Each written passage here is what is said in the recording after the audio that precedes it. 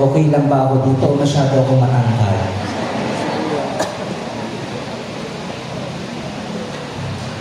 Nung ako po ay seminarista sa SASMA, sa Tagaytay, tuwing Disyembre, babalik ako sa Mindoro.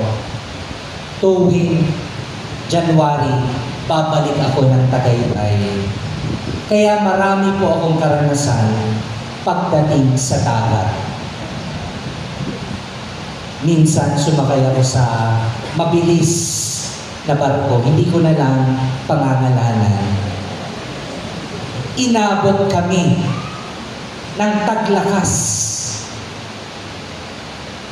Nakita ko po yung alon, kapantay na ng mga glass window ng barko.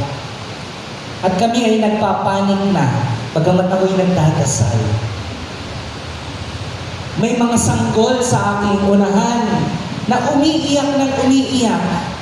Mga nanay na natatakot. Mga kabataan na ang kapit na ay yung life vest. Dahil takot na takot ang lahat. Salamat sa Diyos, nakarating kami ng Batangas.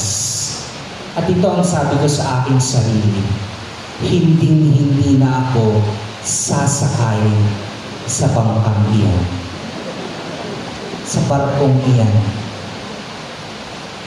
Pero hindi rin po pag nagmamadali, talagang yun ang takbuhan namin, lalo't pagpapabalik na ng Tagaytay. Mga minamahal kong mga kapatid, ang ganitong karanasan ay karanasan ng mga alagad.